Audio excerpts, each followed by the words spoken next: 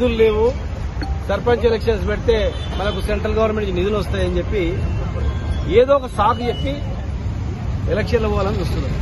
ఒక పెద్ద మనిషి కూడా చెప్పిండు, ముందు సర్పంచ్లు పెట్టాలి, తర్వాత ఎంపీటీసీ పెట్టాలి, జెడ్పీసీ పెట్టాలి, మున్సిపాలిటీ పెట్టాలి అంచెలంచెలు. అంటే ఒక జూబ్లీస్ ఎలక్షన్ చూసుకొని ఒక వేవ్ బాగుంది, రాష్ట్రం మొత్తం కూడా పెడితే అయిపోతుందని అనుకుంటున్నారు.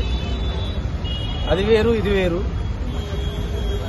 నిధులు వచ్చేటి మా అంటే మాక్సిమంగా 2-3 వేల కోట్లు రావచ్చు సర్పంచ్ ఎలక్షన్స్ పెడితే. కానీ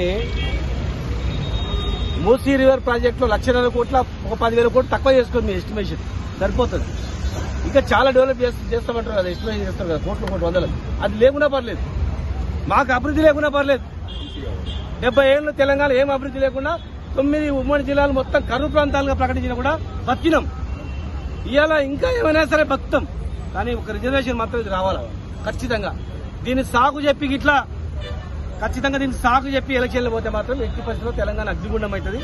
దీన్ని బాధ్యులు దోషులుగా ఖచ్చితంగా నిలబెడతాం. బీజేపీ పార్టీ ఒక మంత్రిత్వ శాఖ ఇస్తలేదు, బీసీ మంత్రిత్వ శాఖ లేదు, దిక్కు దివాన్ లేదు. వాళ్ళంటే మళ్ళీ ఏది చేస్తామని చెప్తారు. మీకు దిక్తశుద్ధి నిరూపించుకోవాలంటే ఇది సరైన సమయం. మీరు బిల్లు పాస్ చేయండి, మీరు అక్కడ కొట్లాడండి.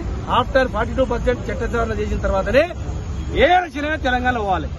ఏ ఎలక్షన్ పోయినా కానీ ఖచ్చితంగా బీసీలంతా ఐక్యమై మమ్మల్ని ఎవరు ముందుకు చేస్తే వెంటాడతారు.